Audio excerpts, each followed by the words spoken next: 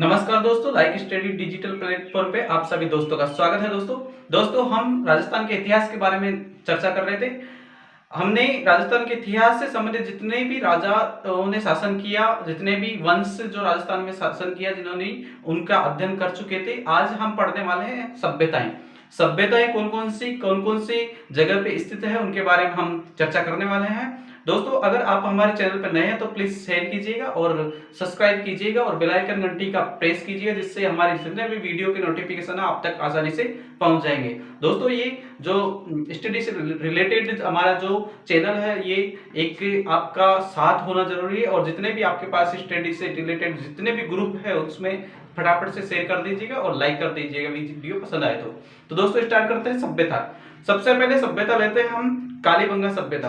कालीबंगा सभ्यता का संबंध कहां से आता है, कौन से जिले से आता है, उसकी चर्चा करते हैं। तो पहली जो सभ्यता है कालीबंगा, कालीबंगा की अगर बात करें तो ये सभ्यता हनुमानगढ़ जिले में है। हनुमानगढ़ जिले में कालीबंगा सभ्यता स्थित है। ठीक है, क्वेश्चन इस तरीके से पूछा जाता है कि कालीबंगा सभ्यता कौन से जिले से संबंध रखती है, कौन से जिले में स्थित है, तो हनुमानगढ़ जिले में स्थित है। ठीक है, ये आपको ध्यान रखना है। एक और बात करें कि कालीबंगा जो सभ्यता है उसका शाब्दिक अर्थ की अगर बात करें तो काली रंग की चूड़ियां इसका शाब्दिक अर्थ है। कालीबंगा का शाब्दिक अर्थ क्या है? काले रंग की चूड़ियां, काले रंग की चूड़ियां इसका शाब्दिक अर्थ है किसका? कालीबंगा का। ठीक है, अब आगे चर्चा करते हैं। जो कालीबंगा सभ्यता है ये कौन सी नदी के किनारे स्थित है? तो सरस्वती जो नदी है, जिसे द्रस्वती नदी कहा जाता है, उस नदी के किनारे ये सभ्यता स्थित है। ठीक है, तो कौन सी नदी आ जाएगी?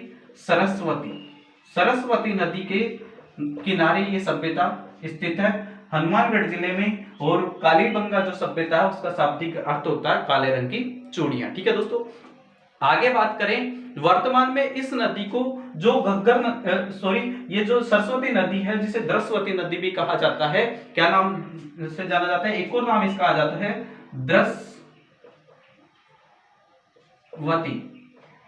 द्रस्वती नदी भी कहा जाता है। ठीक है, द्रस्वती नदी या सरस्वती नदी से प्राचीनतम नाम इसका था। वर्तमान में इस नदी को गग्गर नदी के नाम से जाना जाता है। किस नाम से? गग्गर नदी के नाम से इस नदी को जाना जाता है। वर्तमान में पूछा जाए कि कौन सी नदी के किनारे सरस्वती जो कालीबंगा सभ्यता है वो स्थित है, तो गग्गर नदी के किनारे हनुमानगढ़ जिले में ये सभ्यता स्थित है। ठीक है, अब बात करें इसके खोज की। अगर खोज की बात करें तो 1951-52 में अमला जो नंद थे उनके द्वारा इसकी खोज की गई। कब? 1951 और 52 में। 1951-52 ईस्वी में अमलानंद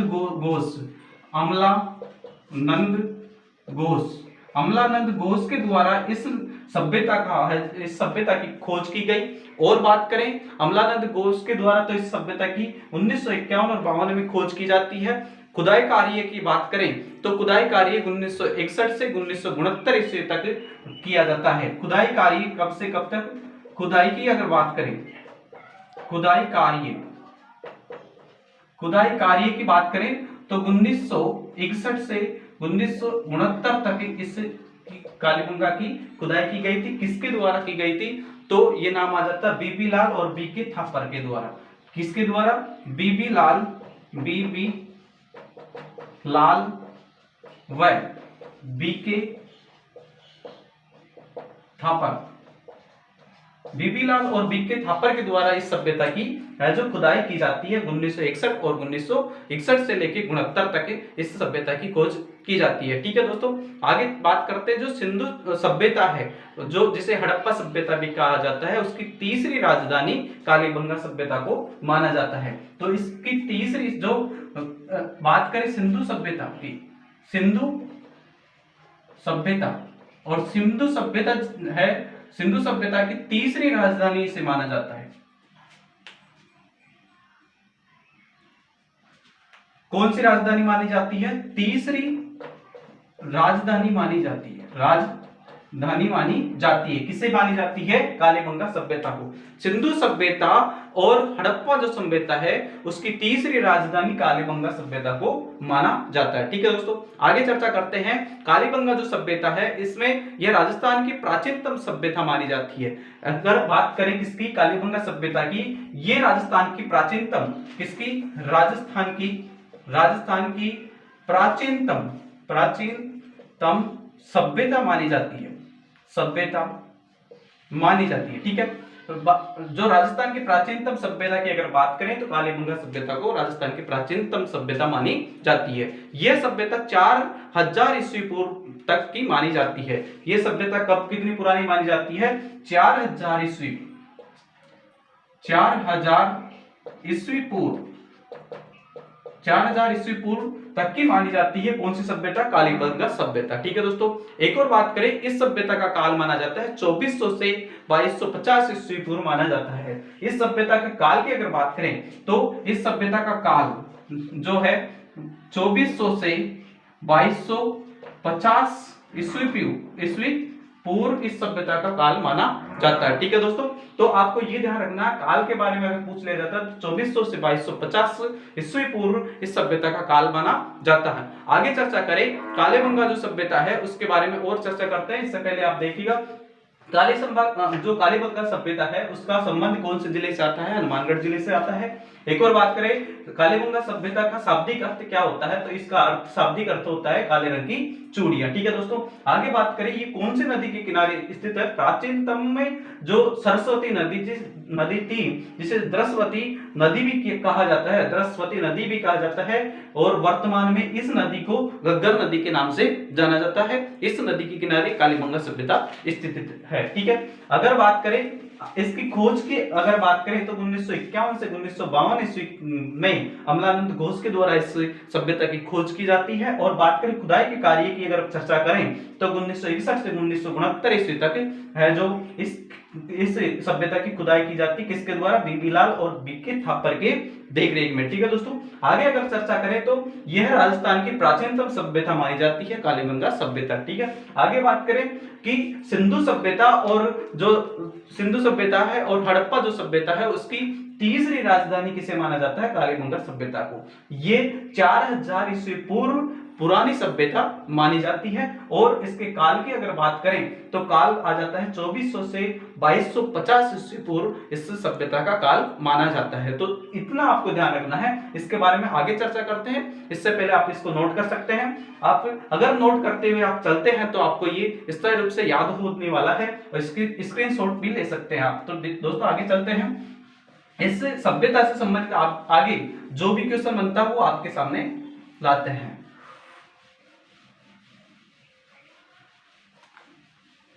राजस्थान की जितनी भी कॉम्पिटिटिव एग्जाम है उसमें आपको सभ्यता से संबंधित आपको 1-2 क्वेश्चन हर एग्जाम में आपको देखने को मिल जाएंगे। तो कालीबंगा सभ्यता की बात करें, इसके समय की अगर बात करें, काल की बात करें तो 2400 से 2250 ईस्वी पूर्व इसका काल माना जाता है। और बात करें कि इस सभ्यता में सुव्यवस्थित नगर योजना बसा हुआ था। ठीक है, ये जो सभ्यता है वो सुव्यवस्थित ये कालीबंगा जो सभ्यता है सुव्यवस्थित नगर सभ्यता है, नगरीय सभ्यता है। ठीक है, तो ये आपको ध्यान रखना है। कालीबंगा सभ्यता कौन सी सभ्यता है? सुव्यवस्थित नगरीय सभ्यता मानी जाती है कालीबंगा सभ्यता। ठीक है, इसके बारे में अगर बात करें, नगर योजना की हमने बात कर ली। कौन सी नगरीय योजना है? सुव्यवस्थित नगरीय योजना है। अगर बात करें जो कालीबंगा जो सभ्यता है इसमें लकड़ी की नालियों के साक्ष्य मिले हैं। इस सभ्यता से और क्या मिले हैं? लकड़ी के नालियां। किसकी? लकड़ी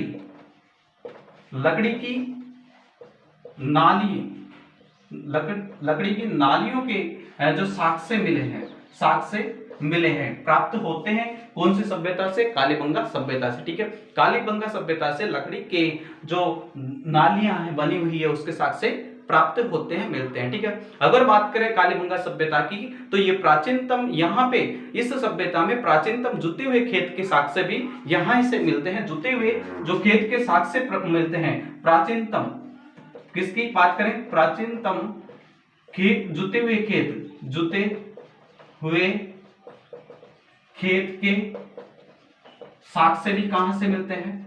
कालीबंगा सभ्यता से। क्वेश्चन इस तरीके से पूछा जाता है कि प्राचीनतम खेत के जुते हुए खेत के साक्ष्य कौन सी सभ्यता से मिलते हैं? तो आपको ध्यान रखना है कालीबंगा सभ्यता से इसका संबंध आता है। ठीक है, अगर चर्चा करें आगे की, प्राचीनतम जुते हुए खेत के साक्ष्य भी यहां से मिलते हैं। और बात करें इस सभ्यता की, अगर बात करें तो यहां पे अग्नि वेदियां होने का साक्ष्य भी प्राप्त होता है। क्या होता है यहां से प्राप्त? और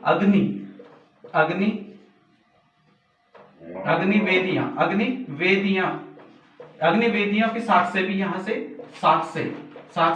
से प्राप्त होते हैं कालीबंगा सभ्यता से। और क्या ध्यान रखना है आपको यहां से, इस सभ्यता से, कालीबंगा सभ्यता से आपको यह ध्यान रखना है, यहां से अग्निवेदियों के साक्ष्य प्राप्त होते हैं। तो उम्मीद है आपको क्लास पसंद आ रही होगी। अगर आपको पसंद आ रही तो प्लीज लाइक कीजिएगा और ज्यादा से ज्यादा अपने दोस्तों के पास में और स्टडी से रिलेटेड जितने भी आपके पास में ग्रुप है उसमें शेयर कीजिएगा। तो दोस्तों आगे चर्चा करते हैं और इस सभ्यता से क्या संबंध आता है। इस सभ्यता से और बात करें, मिट्टी की जो कच्ची ईंटें बनी हुई है उसका प्रयोग किया गया था इस सभ्यता में। मिट्टी की जो कच्ची ईंटें हैं, कच्ची ईंटे की बात करें, ईंटे की साक्ष्य भी इस सभ्यता से मिलते हैं, कालीबंगा सभ्यता से। ठीक है दोस्तों, कालीबंगा सभ्यता की बात करें, यहां से अगर अनाज की बात करें तो जौ और गेहूं के उपजाने की जो प्रमाण मिलते हैं वो भी यहां से ही मिलते हैं। किस के? जौ के प्रमाण मिलते हैं और गेहूं के प्रमाण मिलते हैं यहाँ। ठीक है, तो खाद्य सामग्री में गेहूं और जौ के साक्ष्य भी कहां से मिलते हैं? हमारे जो कालीबंगा सभ्यता से इसके साक्ष्य मिलते हैं। ठीक है दोस्तों, आगे चर्चा करें कालीबंगा सभ्यता की, अगर बात करें तो यहाँ के जो निवासी हैं वो लकड़ी के हलों का प्रयोग करते थे। कालीबंगा सभ्यता के जो लोग हैं वो लकड़ी के जो लकड़ी के हलों का प्रयोग करते थे। कौन? कालीबंगा के निवासी। ठीक है, ये आपको ध्यान रखना है, इस सभ्यता से ये बात आपको ध्यान रखनी है। और बात करें जो कालीबंगा सभ्यता है वहां से बालक की खोपड़ी के सिल्ले चिकित्सा के प्रमाण मिलते हैं। बालक की खोपड़ी के खोपड़ी के शल्य चिकित्सक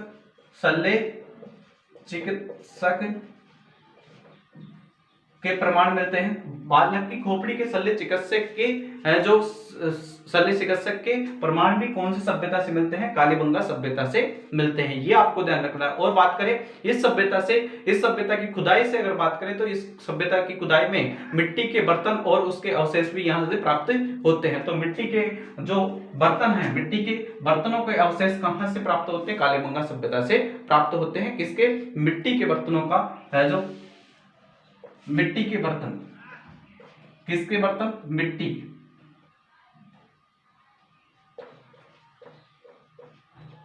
मिट्टी के बर्तनों का प्रयोग भी इस सभ्यता में किया जाता था। ठीक है, तो इसके साक्ष्य भी हमें कहां से प्राप्त होते हैं? कालीबंगा सभ्यता से होते हैं, जो घग्गर नदी के किनारे स्थित है ये सभ्यता। यहाँ पे कपास व भूकंप के साक्ष्य भी प्राप्त होते हैं। यहाँ से जो कालीबंगा जो सभ्यता है, यहाँ से कौन क्या प्राप्त होता है? कपास के साक्ष्य भी यहाँ प्राप्त होते हैं और भूकंप के साक्ष्य भी यहां से ही प्राप्त होते हैं कालीबंगा सभ्यता से। ठीक है, और यहाँ पे जो आयताकार कब्रें भी प्राप्त होती है। और इस सभ्यता से और क्या प्राप्त होती है? आयताकार कब्रें, जहां लोगों को दफनाया जाता था वो आयताकार होती थी। ठीक है, कौन सी? आयताकार कब्र के साक्ष्य भी कहां से मिलते हैं? कालीबंगा सभ्यता से भी इसका साक्ष्य मिलते हैं। ठीक है दोस्तों, कालीबंगा सभ्यता जो स्थल है वो आकार में चतुर्भुज के समान थी। ठीक है, ये सभ्यता कैसी थी? चतुर्भुजाकार ये सभ्यता थी। ठीक है, तो कालीबंगा सभ्यता की चर्चा हम कर रहे हैं। कालीबंगा सभ्यता की बात करें, दोस्तों कालीबंगा सभ्यता की बात कर रहे हैं। कालीबंगा सभ्यता की अगर बात करें तो ये हनुमानगढ़ जिले में स्थित है।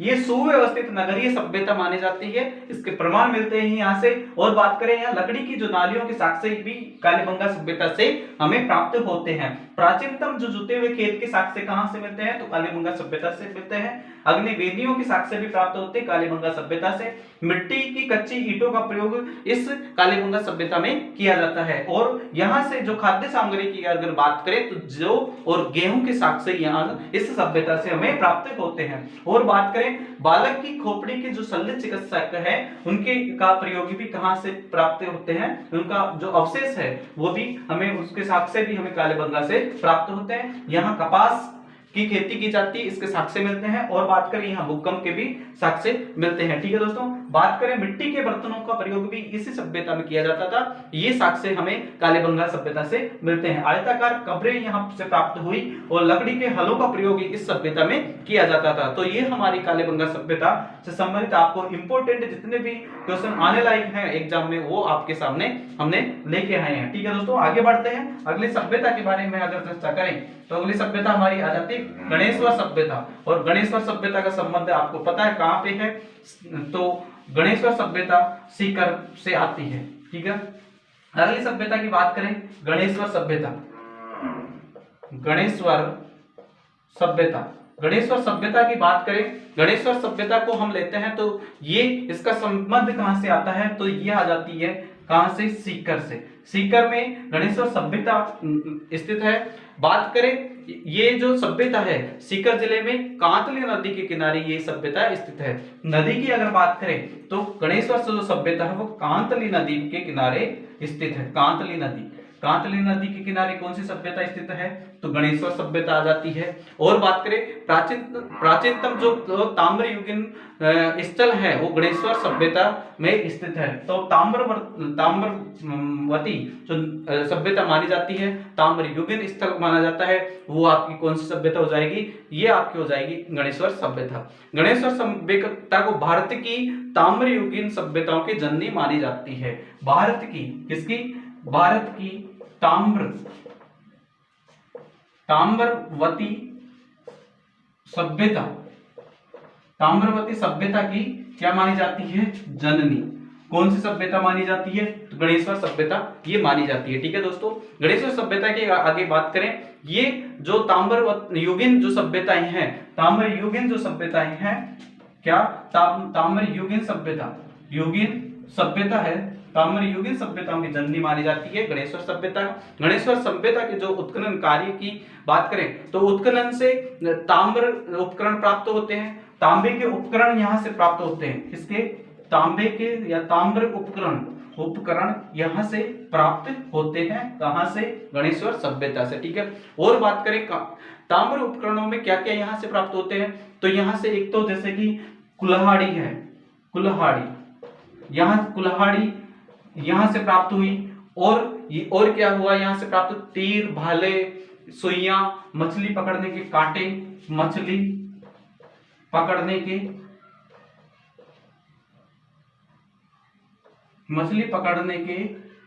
के कांटे कहां से प्राप्त हुए, तो आपके गणेश्वर सभ्यता से प्राप्त होते हैं। भाले, तीर भी यहां से, तीर और भाले भी यहां से प्राप्त होते हैं गणेश्वर सभ्यता से। ठीक है दोस्तों, गणेश्वर सभ्यता से मछली पकड़ने के कांटे कहां से प्राप्त होते हैं, तो ये क्वेश्चन आपको बड़ा इंपॉर्टेंट है, ये पूछा गया क्वेश्चन है कि मछली पकड़ने के कांटे कौन सी सभ्यता से प्राप्त होते हैं, ये आपको ध्यान रखना है। तो ये कौन सी सभ्यता से हो जाता है, इसका संबंध गणेश्वर सभ्यता से इसका संबंध आ जाता है। गणेश्वर सभ्यता पुरातत्व का पुष्कर भी कहा जाता है। इस सभ्यता को क्या कहा जाता है, पुरातत्व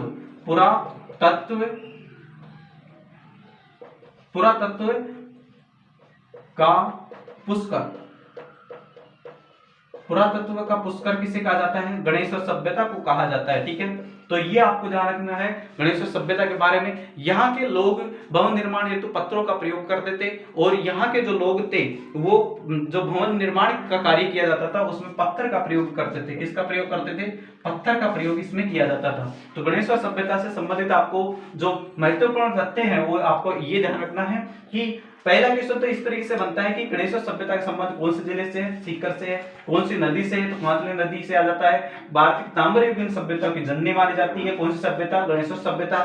ताम्र उपकरण यहाँ से प्राप्त होते हैं जैसे कि कुल्हाड़ी, मछली पकड़ने कांटे, तीर, भाले यहाँ से प्राप्त होते हैं। पुरातत्व का पुष्कर इस सभ्यता को माना जाता है। तो ये सभ्यता आपकी दो सभ्यता आपको ध्यान रखनी है, दो सभ्यता के बारे में हम इस क्लास में चर्चा कर ली, आगे की सभ्यता अगले क्लास में हम चर्चा करने वाले हैं। तो उम्मीद है आपको ये वीडियो पसंद आया होगा। अगर ये वीडियो पसंद आया तो प्लीज ज्यादा से ज्यादा शेयर कीजिएगा और लाइक कीजिएगा, और हमारे चैनल पर अगर आप नए हैं तो प्लीज सब्सक्राइब कीजिएगा और बेल आइकन घंटी को प्रेस कीजिएगा, जिससे हमारी जितने भी वीडियो की नोटिफिकेशन है आप तक आसानी से पहुंच जाएगी। धन्यवाद हमारे वीडियो देखने के लिए।